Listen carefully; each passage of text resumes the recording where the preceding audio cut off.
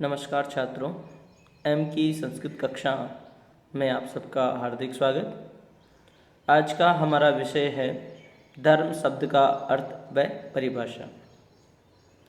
मोहनलाल सुखाड़िया विश्वविद्यालय उदयपुर के बीए द्वितीय वर्ष के द्वितीय प्रश्न पत्र में मनुस्मृति का द्वितीय अध्याय पाठ्यक्रम में सम्मिलित किया गया है और उसमें सर्वप्रथम द्वितीय अध्याय में धर्म शब्द का विवेचन किया गया है। तो हम मनुस्मृति के द्वितीय अध्याय को ध्यान में रखते हुए यहाँ धर्म शब्द को परिभाषित करेंगे, उसके अर्थ को समझने का प्रयास करेंगे। परीक्षाओं के पाठ्यक्रम में निश्चित रूप से धर्म संबंधी प्रश्न पत्र पूछे जाते हैं, अतः आपके लिए मैंने यह धर्म शब्द का अर्थ व परिभाषा वीडियो तैयार किया है। आशा करता हूँ आपको काफ़ी कुछ जानकारियाँ इसमें प्राप्त होगी, काफ़ी कुछ समझाने का प्रयास मैंने इसमें किया है और वीडियो को अंत तक देखेंगे तो मेरा यह प्रयास सार्थक हो पाएगा, ऐसी मैं आशा करता हूँ। धर्म शब्द का अर्थ व परिभाषा। वास्तविकता में देखें तो धर्म शब्द के विभिन्न अर्थ होते हैं, विभिन्न अर्थ लोगों ने लिए हैं। विद्वानों में विभिन्न प्रकार के अर्थ प्रचलित हैं। कुछ लोग इसे किसी पंथ या संप्रदाय मात्र मानते हैं, धर्म जैसे हिंदू धर्म, मुस्लिम धर्म, ईसाई, पारसी, बौद्ध, जैन इत्यादि। तो कुछ लोगों ने धर्म शब्द से अर्थ किसी पंथ या संप्रदाय को माना है, जबकि धर्म शब्द का वास्तविक अर्थ वह नहीं है। धर्म शब्द का वास्तविक अर्थ है नियम, आचरण, अर्थात मनुष्य अपने मानव जीवन में विभिन्न प्रकार के कर्तव्य कर्मों को करता है और अकर्तव्यों को छोड़ता है।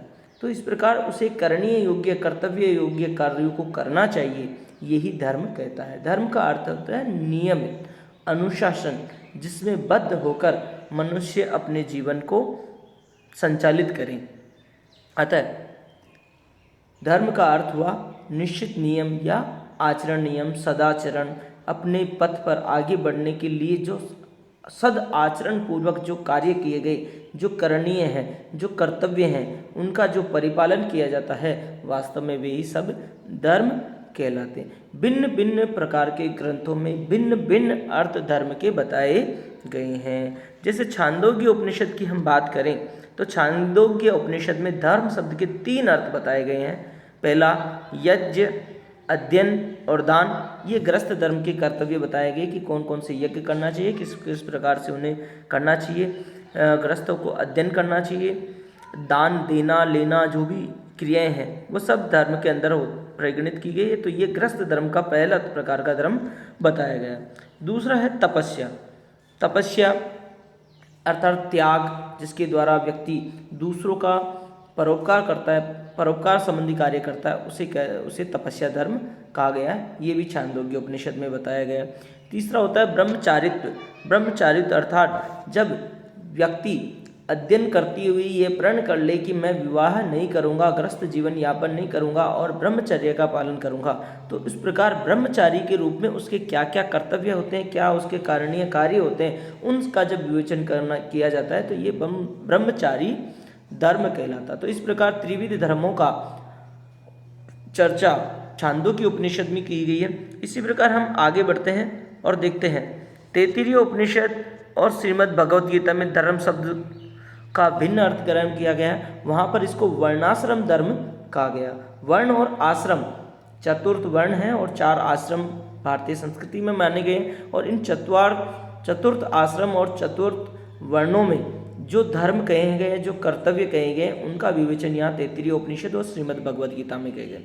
इसलिए हम ये कह सकते हैं कि मानव जीवन में जो विशेष कर्तव्य हैं, जो विभिन्न सदाचरण किए जाते हैं, जो आचार विधि के द्योतक हैं, जो वर्णाश्रम धर्म के द्योतक हैं, उनको ही हम धर्म कहेंगे।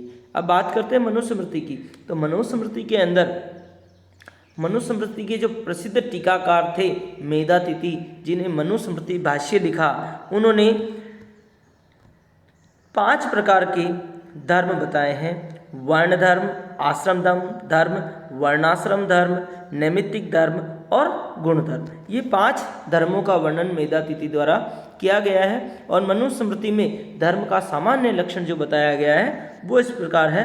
विद्वद्भिः सेवितः सद्भिर्नित्यम् अद्वेषरागिभिः हृदयेनाभ्यनुज्ञातो यो धर्मस्तम निबोधतः है। अर्थात द्वितीय अध्याय के प्रथम श्लोक में ही महर्षि मनु कहते हैं कि अद्वेष रागिभिः, द्वेष और राग से रहित, विद्वद् भी सेवित है, विद्वान लोगों के द्वारा सेवा किया गया, जिनके द्वारा आचरण किया गया, सद्भिर सज्जनों के द्वारा नित्यम रोजाना प्रतिदिवस जिसका परिपालन किया गया, हृदयेन अभ्यनुजातो और हृदय से जिसको स्वीकार किया गया, यो उसे ही धर्म के रूप में तम आप लोगों को निबोधतः समझा रहा हूँ, बता रहा हूँ, उस धर्म का उपदेश कर रहा हूँ। इस प्रकार मनुस्मृति के द्वितीय अध्याय में महर्षि मनु धर्म के विषय में बताते हैं कि जो विद्वान लोगों के द्वारा सेवा किया गया, आचरित किया गया है, जो सज्जनों के द्वारा नित्य परिपालन किया जाता है, हृदय से जिसको स्वीकार किया जाता है और द्वेष राग से रहित होकर स्वीकार किया जाता है, उसे ही धर्म कहा गया है। धर्म का संबंध विभिन्न धार्मिक क्रियाकलापों से तथा संस्कारों से वेदों से है, ऐसा वेद प्रतिपादित करते हैं। इसलिए कहा गया 14 लक्षणों अर्थो धर्म है। अर्थात वेद धर्म का लक्षण जो वेदों में बताया गया वही वास्तविक है और उन्हीं धार्मिक क्रियाकलापों का और संस्कारों का हमें विधिवत परिपालन करना चाहिए और उन्हीं का अनुसरण करते हुए स्मृति ग्रंथ लिए गए हैं और स्मृति ग्रंथ में उन्हीं धर्मशास्त्रों का विशदता से, विपुलता से विवेचन प्राप्त होता है। इसीलिए कहा गया वेदों का मूल, वेदों के धर्म का मूल, वेद ही धर्म के मूल हैं, वेद ही वास्तव में धर्म की जड़ है, क्योंकि धर्म का वास्तविक और प्रारंभिक स्वरूप हमें वेदों में ही दिखाई पड़ता है। तो इसलिए कहा गया है वेदो धर्म मूलम। मनुस्मृति के अंदर धर्म के 5 मूल बताए गए हैं, 5 जड़ें बताई गई, 5 मुख्य प्रमाण बताए गए, 5 उपादान कहे गए हैं, जो निम्नानुसार हैं। वेदोखिलो धर्म मूलम स्मृतिशीले च तद्विदाम आचारश्चैव साधूनाम आत्मसंतुष्टिरेव च है। अर्थात महर्षि मनु इस श्लोक में द्वितीय अध्याय के 6ठे श्लोक में कहते हैं कि वेदो अखिलो अर्थात संपूर्ण वेद राशि। अब वेद किसे किसे गया गया है, जो हम साहित्य पढ़ते हैं उसमें भी देखते हैं, मंत्र ब्राह्मणोर वेद नाम ध्येयम, धर्म का मूल कहा गया।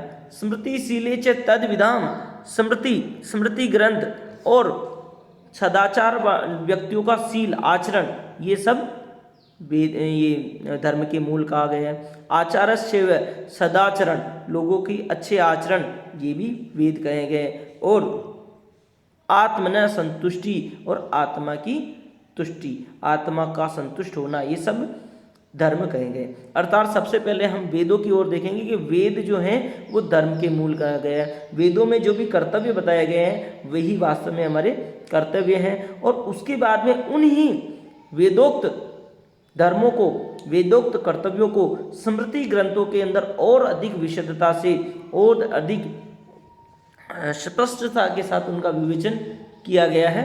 अतः हम उनका अध्ययन करना चाहिए, हमें उनके विषय में जानना चाहिए। शीले च तद्विदाम, और स्मृति ग्रंथ वेदवेत्ताओं व्यक्तियों के द्वारा, जो स्मृति ग्रंथों के ज्ञाता व्यक्तियों के द्वारा जो शील बताए गए हैं, जो धर्म बताए गए हैं, जो कर्तव्य बताए हैं, उनका अनुशीलन, ये तीसरा धर्म का मूल कहा गया है।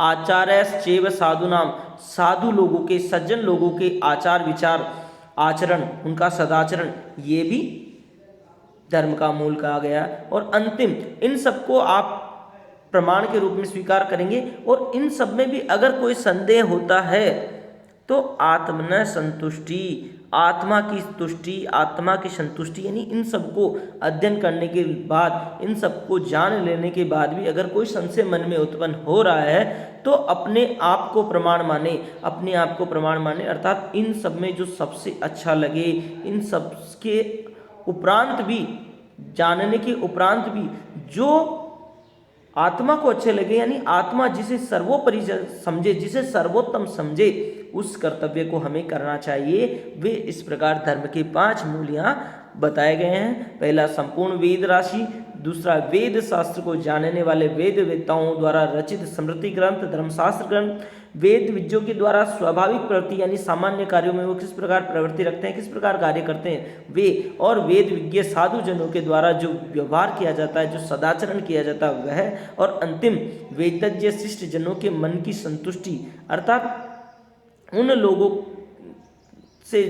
लोगों के द्वारा जो संतुष्ट कर देने वाले हैं वाक्य हैं वो, या तो वे या उन सब में संशय होने पर अपने स्वयं की आत्मा की संतुष्टि, यानी अपनी आत्मा के द्वारा जिसे सर्वोपरि स्थान दिया जाता है, सर्वोत्तम स्थान दिया जाता है, उसे धर्म कहा गया है, उसे ही धर्म का प्राण कहा गया है।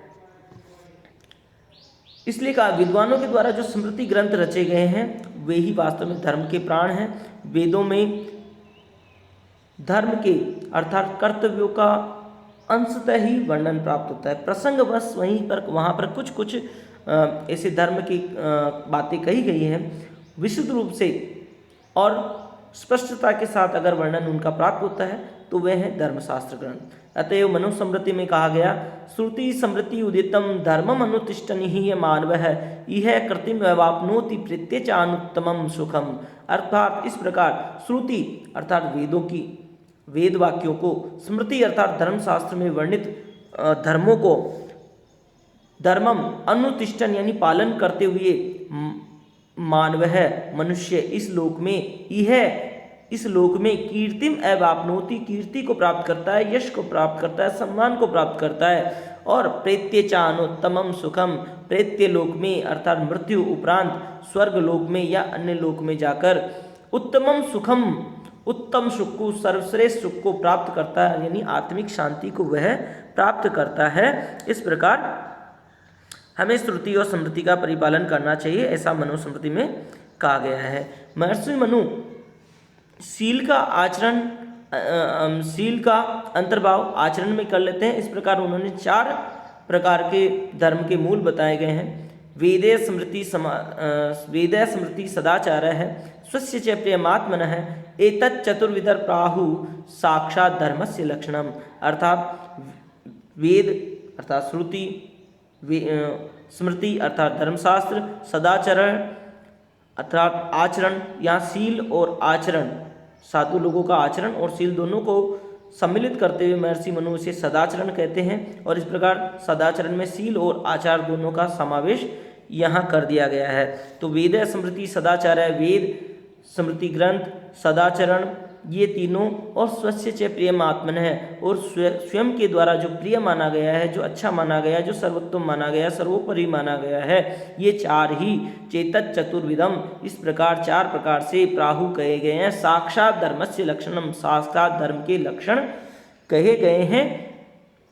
आगे महर्षि मनु ने 6वें अध्याय में धर्म के 10 लक्षण अलग से कहे हैं। ये साक्षात वास्तव में धर्म के लक्षण बताए गए हैं, इनकी परिभाषा बताई गई है। अब धर्म के लक्षण क्या है, यानी धर्म में क्या क्या कर्तव्य हैं वे वहाँ पर बताए गए हैं। तो 6वें अध्याय में हम इसका और अलग विवेचन यहाँ प्राप्त करेंगे। मनुस्मृति के 6वें अध्याय में धर्म के 10 लक्षण बताए गए, उनका भी हम सूक्ष्म रूप से यहाँ विवेचन कर लेते हैं, उनका परिगणन कर लेते हैं। धृति क्षमा दमो अस्तेयम शोचम इंद्रिय निग्रह धीर विक्त्या सत्यम अक्रोधो इति 10कम धर्म लक्षणम। अर्थात धृति क्षमा दम अस्तेय शोचम इंद्रिय निग्रह धी विद्या और सत्य और अक्रोध, ये धर्म के 10 लक्षण 6वें अध्याय में महर्षि मनु के द्वारा बताए गए हैं। इनका यहाँ प्रसंगवश उल्लेख किया गया है। विशुद्धता के साथ अध्ययन हम जब 6वें अध्याय तक पहुँचेंगे तब इसका विस्तृत विवेचन प्राप्त करेंगे। आशा करता हूँ आपका ये वीडियो अच्छा लगा होगा और धर्म से संबंधित मनुस्मृति में के 2वें अध्याय में जो कुछ तथ्य कहे गए हैं उनका यहाँ मैंने उल्लेख किया है। और अग्रिम वीडियो में हम 2वें अध्याय को पढ़ते हुए संस्कार 16 संस्कार जो भारतीय संस्कृति के महत्वपूर्ण अंग माने गए हैं उनके विषय में हम अध्ययन करेंगे। तब तक के लिए साधुवाद, धन्यवाद। वीडियो को पूरा देखने के लिए बहुत बहुत आपका अभिनंदन। आपसे गुजारिश करूँगा कि इस वीडियो को शेयर करें, लाइक करें, सब्सक्राइब करें, ताकि और अधिक लोगों तक धर्म के विषय की यह जानकारी पहुंच सके। सादर धन्यवाद।